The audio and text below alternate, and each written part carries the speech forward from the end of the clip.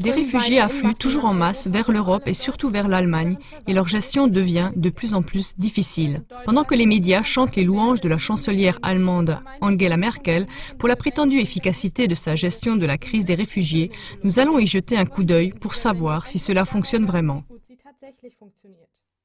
Aujourd'hui, nous avons reçu le témoignage d'un bénévole qui vit la problématique des flux de réfugiés en première ligne.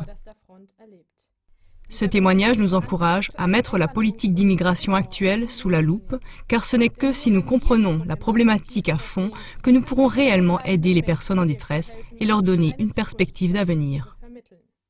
Le bénévole a vécu la chose suivante dans une grande ville d'Allemagne. Je me trouve en plein milieu des nouveaux arrivants en fuite. Partout, il y a des bénévoles qui approvisionnent les réfugiés en nourriture et en boissons et essayent d'aider là où ils peuvent.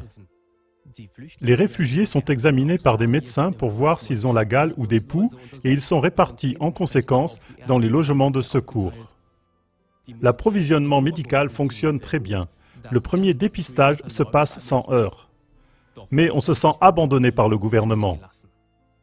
À cause de la bureaucratie, le réapprovisionnement en médicaments dure souvent très longtemps. Mais les médecins font de leur mieux. Après le premier examen, les personnes sont dirigées vers les différents logements de secours. Là-bas, elles sont recensées personnellement. Mais trop de réfugiés arrivent d'un seul coup et la gestion des nouveaux arrivants devient incontrôlable. Par moments, les responsables sont tellement dépassés qu'ils renoncent à recenser tous les nouveaux arrivants. Les personnes dans les logements ne peuvent alors même plus être surveillées correctement. Et le week-end dernier, par exemple, il nous est arrivé que le soir, environ 2500 personnes ont été amenées à des logements de secours. Mais dès le lendemain matin, il y avait environ 1000 personnes en moins. Sans les bénévoles, ce serait un chaos encore beaucoup plus grand. Cet exemple montre clairement ceci. Alors que la population bien disposée apporte un grand secours bénévole, la politique échoue de façon évidente dans la pratique, car les frontières ont été ouvertes avant même qu'une infrastructure adéquate ait été mise en place pour la gestion des flux de réfugiés. Les trains de réfugiés entrent dans les villes avant que celles-ci soient équipées pour pouvoir accueillir toutes ces personnes. Les problèmes et l'escalade sont ainsi programmés d'avance. Toute la coordination allemande devient de plus en plus difficile et chaotique, mais la politique et les médias informent à peine la population sur cela. Mais pourquoi? Les citoyens bienveillants et ignorants sont-ils intentionnellement trompés et induits en erreur, tout comme les réfugiés qui cherchent de l'aide en Europe? Comment la bienfaisance va-t-elle évoluer quand les flux de réfugiés ne s'interrompront plus, que la force portante s'épuisera entièrement et que le manque, le chaos, le mécontentement et le désarroi seront sans limite? Nous posons surtout la question de savoir si tous ces flux de réfugiés qui s'intensifient et le chaos qui en résulte étaient vraiment imprévisibles.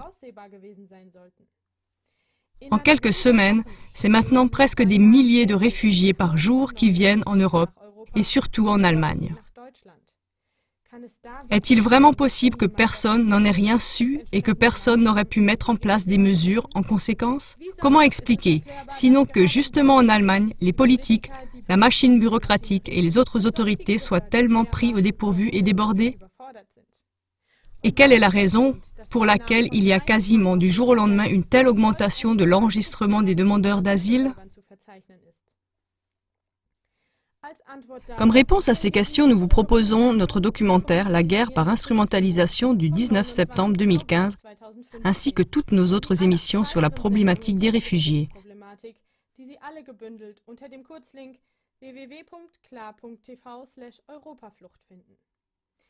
Ces émissions appellent à creuser la véritable cause de cette situation actuelle avec les réfugiés, qui a été préparée de longue date et amenée de manière ciblée.